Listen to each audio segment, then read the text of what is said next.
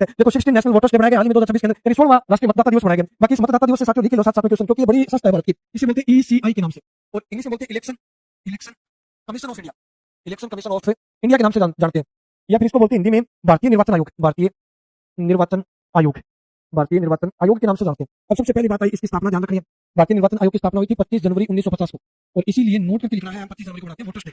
अगर पूछे मतदाता दिवस कब मनाया जाता है तो साथियों आंसर हो जाएगा मतदाता दिवस 25 जनवरी।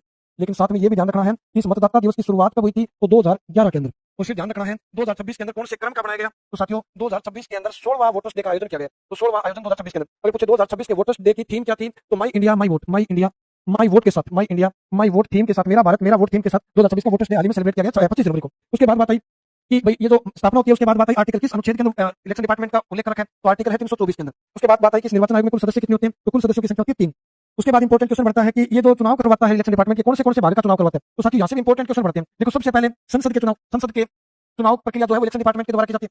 उसके बाद दूसरी ध्यान रखनी है राज्यों के विधानमंडल के चुनाव, राज्यों के विधानमंडल के चुनाव भी इलेक्शन डिपार्टमेंट के द्वारा करवाए जाते हैं।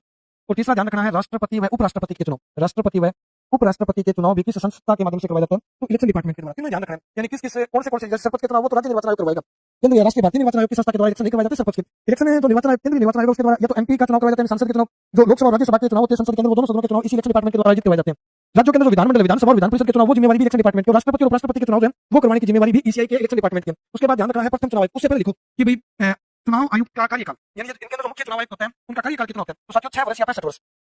कार्यकाल कितना हो जाएगा या तो 6 वर्ष काम करके जाएगा या फिर 65 वर्ष की आयु हो तो रिटायरमेंट लेना पड़ेगा। और उसके बाद इन निर्वाचन आयोग की नियुक्ति कौन करता है तो दोस्तों राष्ट्रपति के द्वारा। नियुक्ति किसके द्वारा की जाती है तो नियुक्ति की जाती है राष्ट्रपति के द्वारा। अगर पद से हटाया जाए ये पावर किसके पास है तो संसद में महाभियोग जैसी प्रक्रिया करके, संसद में महाभियोग, क्योंकि महाभियोग तो सिर्फ और सिर्फ राष्ट्रपति को हटाने के लिए यूज किया जाता है ये वर्ड, लेकिन संसद में महाभियोग जैसी प्रक्रिया करवा के पार्लियामेंट के अंदर वोटिंग करवा के राष्ट्रपति को हटाया जाता है। उस टाइम जो वोटिंग करवाई जाती है उसी वोटिंग के आधार पर इस इलेक्शन डिपार्टमेंट के आयु को हटाया जा सकता है संसद में महाभियोग जैसी प्रक्रिया के द्वारा। तो हटाने की प्रक्रिया ध्यान रखना है। और उसके बाद यहाँ से व्यक्तित्व के आधार पर जितने भी क्वेश्चन बनेंगे वो क्वेश्चन साथ में लिख लो। बड़ी सस्ता है भाई, इंपॉर्टेंट सस्ता है, क्वेश्चन बड़े सकता है क्या क्वेश्चन बढ़ता है यहाँ के अंदर तो कोई ना कोई क्वेश्चन पूछ लेगा। उसके बाद देखो कौन से क्वेश्चन बचे, प्रथम निर्वाचन आयुक्त, प्रथम निर्वाचन आयुक्त सबसे पहले निर्वाचन आयुक्त कौन बने थे भारत के, प्रथम निर्वाचन आयुक्त 1950 के अंदर घोषित किया गया था सुकुमार सेन को। तो प्रथम निर्वाचन आयुक्त भी ध्यान रखना है सुकुमार सेन।